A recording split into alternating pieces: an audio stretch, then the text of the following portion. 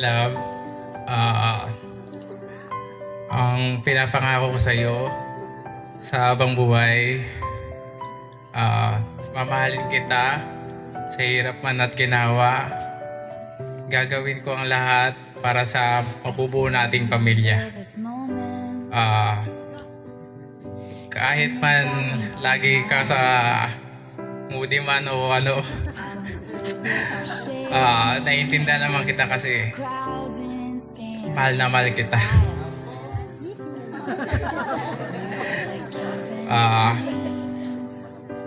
Pag nagkapamilya tayo, pinapangako ko na gagawin ko ang lahat ng aking magagawa upang may ikain tayo at ating mga anak.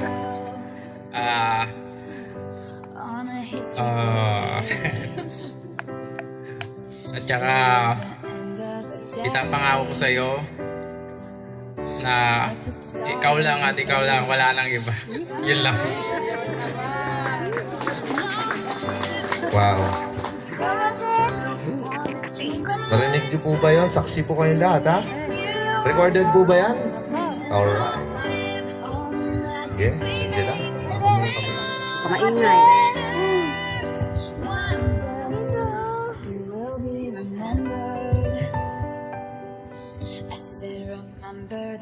Para hindi po tayo umabot sa MMK, sinadya ko po na meron na lang po akong kopya.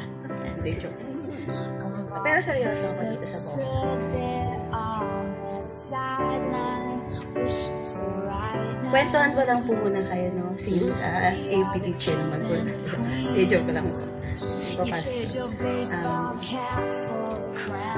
Our love story began when my best friend Bev introduced me to you on November 1, 2012.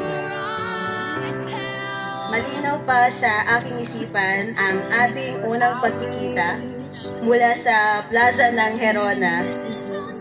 Kumain tayo kasama ng mga kaklase nyo sa may 7-Eleven. Hanggang sa ating pag-uwi na kung saan tayo ay magkatabi sa likod ng tricycle. Pero that time, hindi pa panahon para mag-bloom ang ating love story. Now, looking back 6 years ago, that was year 2017 to 2018, I have gone through a lot of challenges in my life. But that was also the time that God found me at my lowest. Nothing is wasted pagdating sa Diyos. All things work together for good. On that same year, on the month of December, nagdasal ako sa Diyos na, Lord, ready na ako magka-boyfriend, pero Lord, sana Christian. Ang dami kong qualities, pero sabi ko kay Lord na, Lord, first, standard Christian.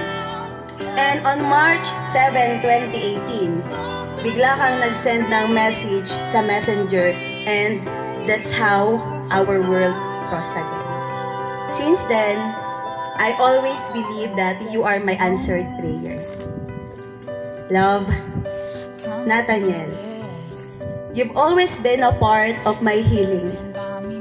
You've witnessed all my highs and all my lows. It has been a long journey, pero nagpapasalamat ako sa patience mo at pangunawa mo sa akin.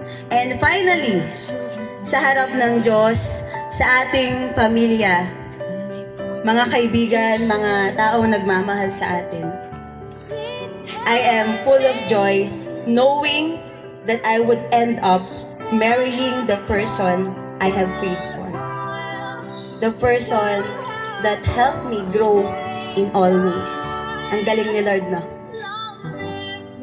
Kasi He has really made everything beautiful in His time.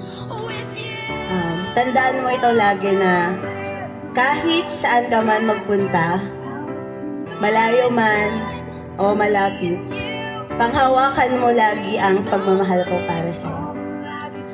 Maraming salamat sa 6 na taon, and now, it will become forever.